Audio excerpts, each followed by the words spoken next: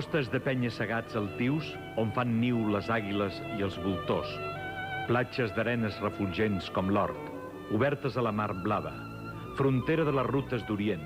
Escenari opàs d'antigues naus de grecs i fenicis, de cartaginesos i romans, de bizantins i musulmans. Muntanyes d'alts cims que dominen com un pòdium dels déus precristians totes les illes, les planures, els boscs i les cales, els poblets, les cases pairals i els grans casals de la pagesia, els temples aixecats després de la conquesta catalana i els vells palaus dels nobles descendents dels senyors feudals, conqueridors d'aquestes illes que les cròniques catalanes medievals anomenaven regne enmig de la mar. Tot una simfonia de colors i de llums, on el verd de les oliveres i ametllers es barreja amb el de les alzines, els pins i els ullastres. Una de les primeres onades de gent ultramarina que va arribar a Mallorca ho va fer precisament per aquestes costes. Costes baixes, arenoses, propícies pel desembarc de vaixells que podien ancorar damunt l'arena. Aquesta gent que venia a les nostres illes era gent de procedència molt diversa. Fenicis, cartaginesos, romans i moltes altres races que varen succeir en aquestes. Entre elles, els grecs i els jueus. Grecs i jueus, els pobles, en la meva modesta opinió, més insignes i més importants de l'antiguitat. Aquests pobles, precisament, varen deixar una arrel important, sobretot el poble jueu, perquè aquí, a una illa pròxima a la nostra de Mallorca, que és Menorca, l'any 417 hi havia una comunitat jueva molt important.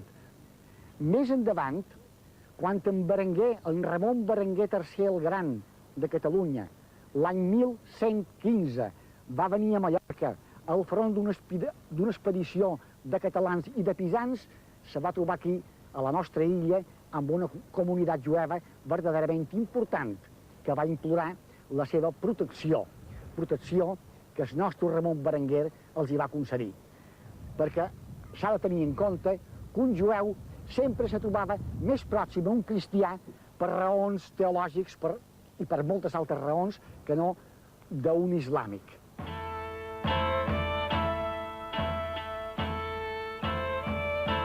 Corria l'any 1115, més d'un segle abans de la conquesta de Mallorca pel rei Jaume I. Ramon Berenguer el Gran havia estat elegit cabdill de l'expedició pisano-catalana a Mallorca.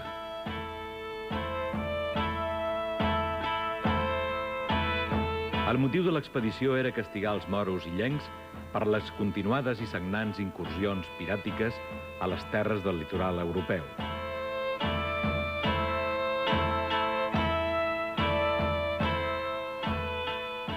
Atacaven les naus cristianes obstruint el tràfic comercial i marítim de catalans, pisans, genovesos i provençals per la Mediterrània.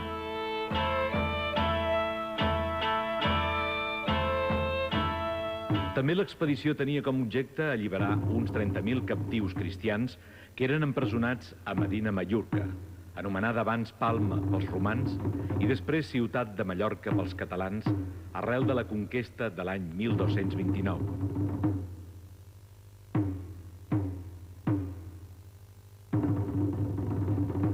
En el darrer assalt a Medina Mallorca, Ramon Berenguer el Gran proclamà solemnement que tots els jueus habitants de la ciutat musulmana de Mallorca quedaven sota la seva alta protecció.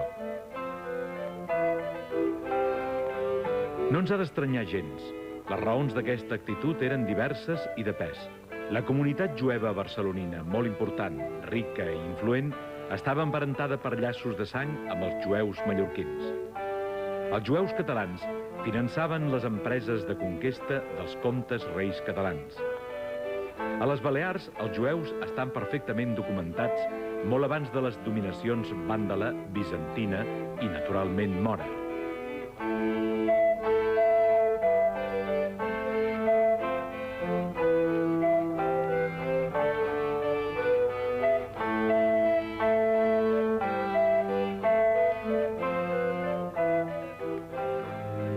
Al segle V, dels 600 habitants que tenia la illa de Magona, avui Maó, 540 eren jueus i estaven sota el govern del rabí en cap, Natan, després Teodor, una vegada convertit al cristianisme.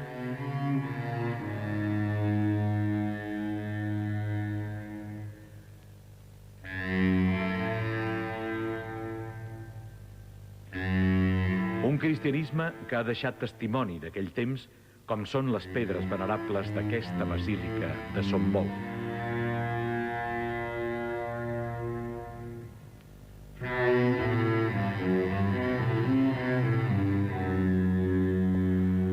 Estem a un dels llocs més sants, més sagrats, no sols de la illa de Menorca, sinó de tota la Mediterrània occidental.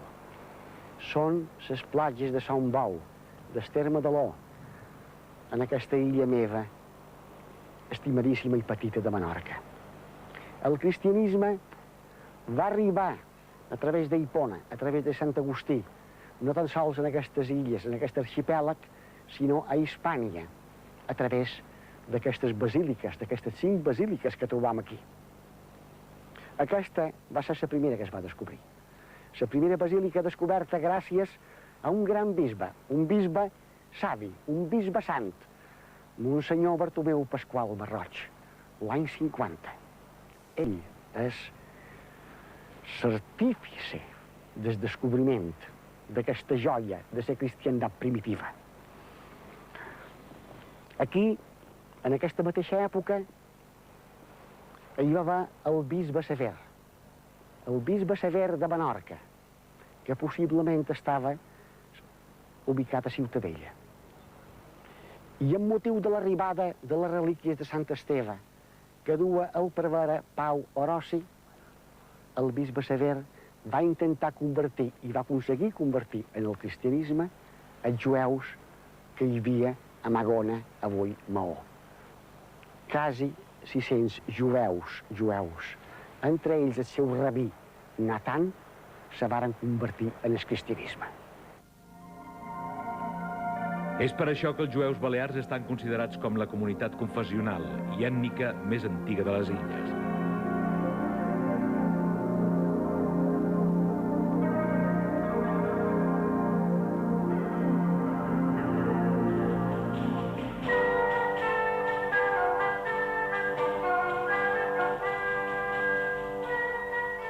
Ramon Berenguer el Gran i Jaume el Conqueridor dispensaren als jueus mallorquins el seu empara i benevolència. En el llibre del repartiment de Mallorca trobem moltes alqueries, molins, albergs, horts i fonts assignats als jueus que acompanyaven el rei en Jaume i que de forma tan decisiva col·laboraven amb l'empresa de conquesta amb els seus diners.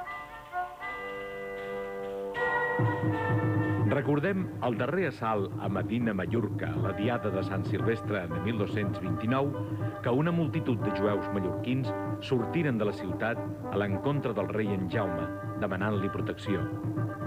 El nostre rei no sols els posà baix la seva règia tutela, sinó que disposà que podien continuar governant-se per les seves pròpies lleis mosaiques i ordenar no fossin amoïnats per les seves creences, costums, vestimenta o lloc de residència.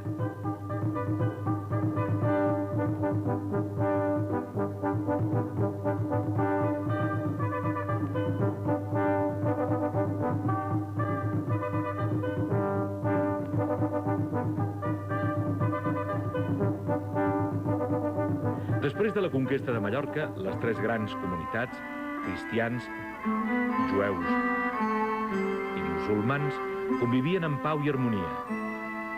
En el segle següent, les relacions s'emmetzinaren pel fanatisme, la intransigència i la cobejança de rellevants jerarquies de l'Església.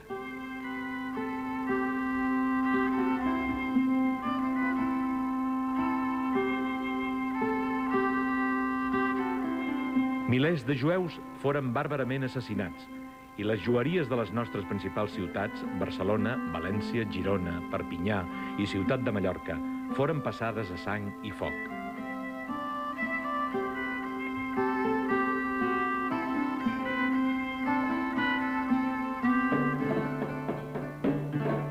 Els coneixements adquirits pels jueus mallorquins en els diversos dominis de l'art del llibre, com també llur cultura i coneixements geogràfics, han contribuït a la naixença de la brillant escola cartogràfica que fou l'honor de Mallorca a l'edat mitjana. La majoria de cartògrafs dels segles XIV i XV eren jueus.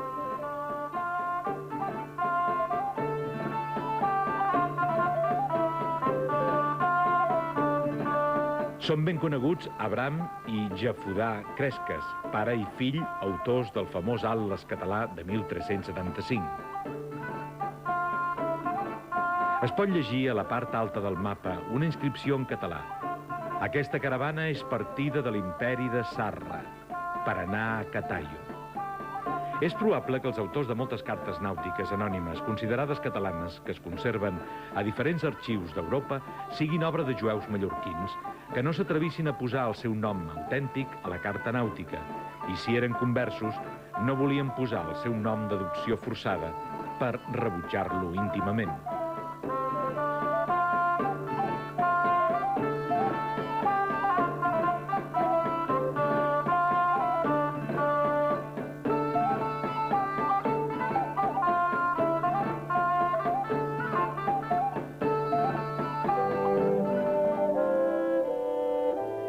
Fruit amarg d'aquesta onada d'antijudaïsme fou l'assalt als calls de la ciutat de Mallorca l'any 1391. De l'antic call de Palma avui en queden alguns indrets, un d'ells molt significatiu, el carrer de l'Argenteria que conserva encara, si bé cada dia més diluït, l'aspecte de l'antic call menor. I d'altres llocs i carrerons de l'antiga ciutat de Palma.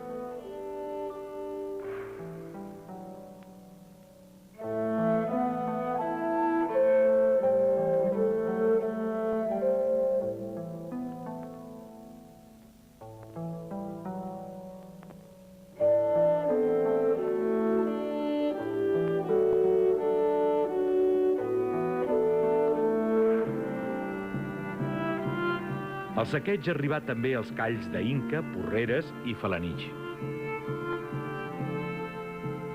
També Menorca va patir aquest antijudaïsme en els seus calls, com Maó, quina sinagoga va ser destruïda obligant a batejar-se a molts jueus. Ciutadella i Alaior es van veure immersos en aquesta agitació de boja fúria antijueva.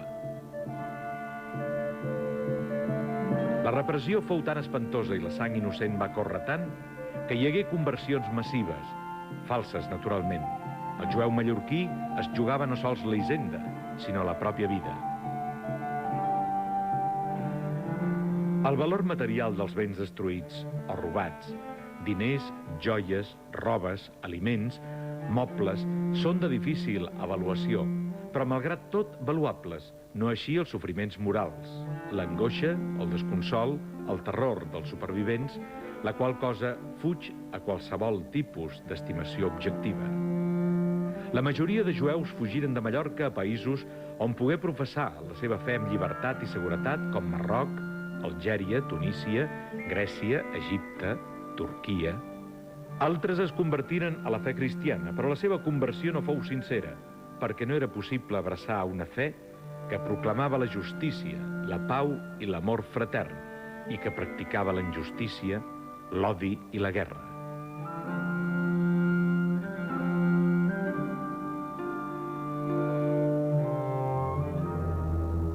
Es decretà que els moros i els jueus fossin privats del dret d'ocupar càrrecs o posseir títols.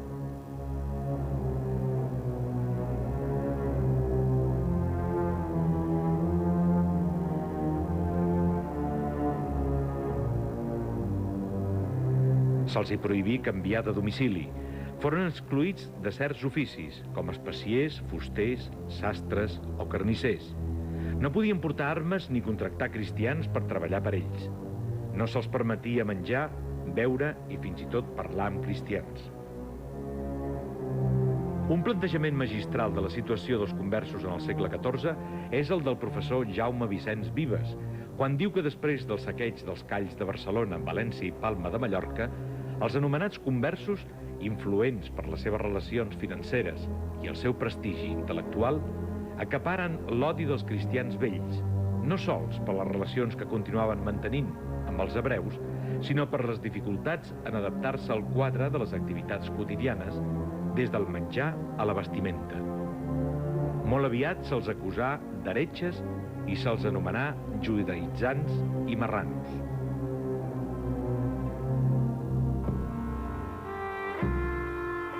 En aquest mateix segle XIV, les predicacions antijueves d'un altre exaltat, Vicenç Ferrer, les activitats de la vella Inquisició i la introducció de la nova, al 1488, més primfilada, exigent i impecable, forçaren la conversió de centenars de jueus als anys 1488 i 1499.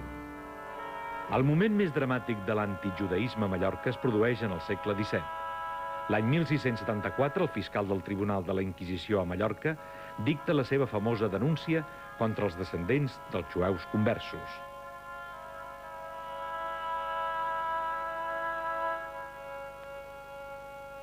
El 1679, en 5 autos de fe, 250 habitants dels Calls de Mallorca foren processats i empresonats.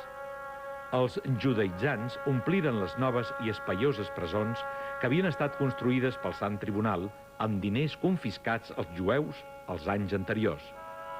Els turments que dins d'aquestes presons secretes s'aplicaven als acusats de ser jueus foren molt cruels i esgarrifosos.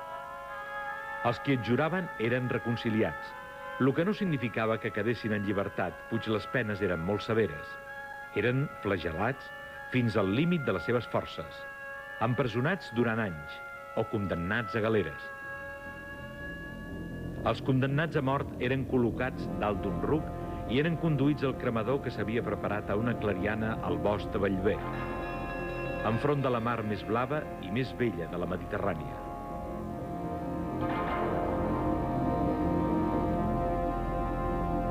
Aquest fogó o cremador estava situat en el mateix lloc on avui està situada la plaça Gomila, a Ciutat de Mallorca, des d'on encara, malgrat les construccions, es pot veure el castell de Bellver.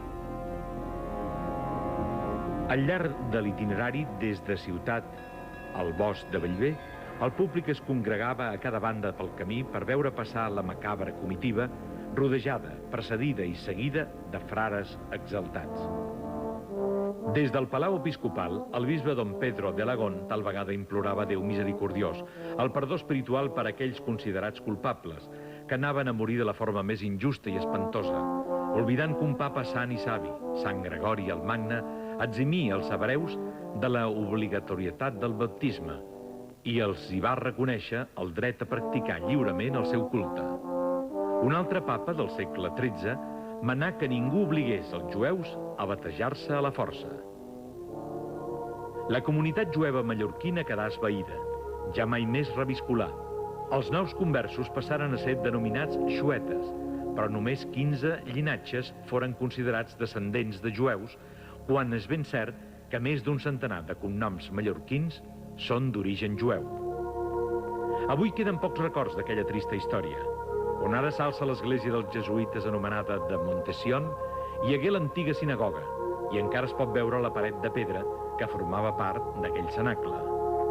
Encara avui, algun fervorós descendent d'aquells jueus mallorquins, al passar per aquí s'apropa a la paret i la toca amb la mà, igual que ho faria en el mur de Jerusalem.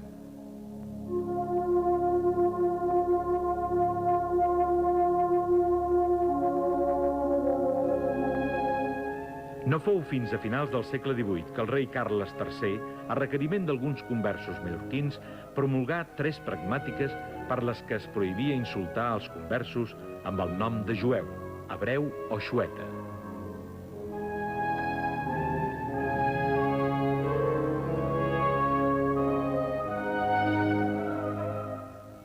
Els va declarar aptes pel servei de mar i terra a l'exèrcit i a l'armada real, i per qualsevol altre càrrec de l'Estat.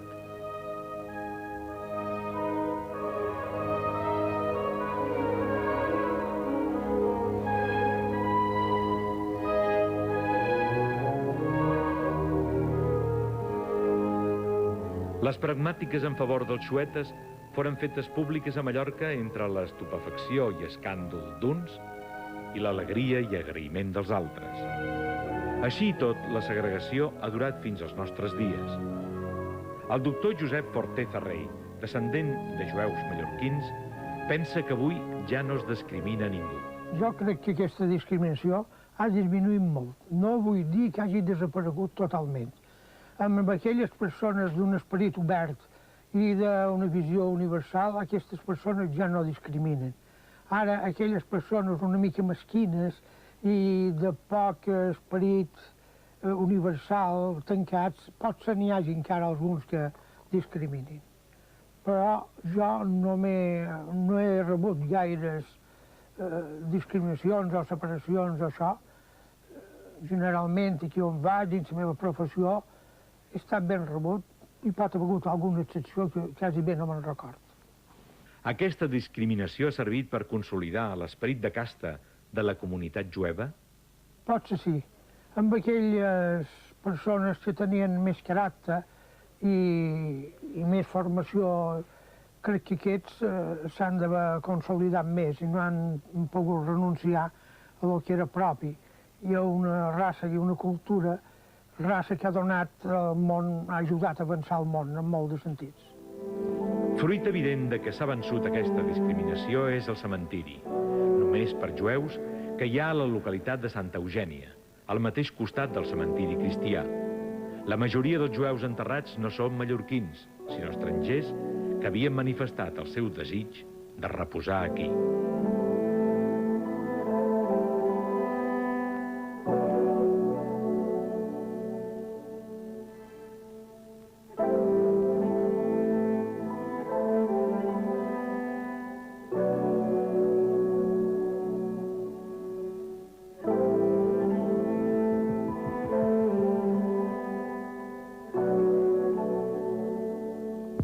Possiblement el fet que determina la desaparició d'aquesta injusta marginació fou el boom turístic dels anys 60.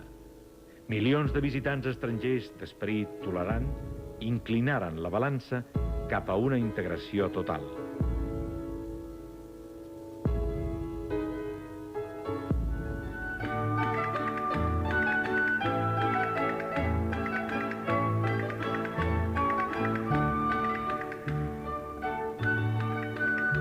La discriminació a la fi havia estat superada.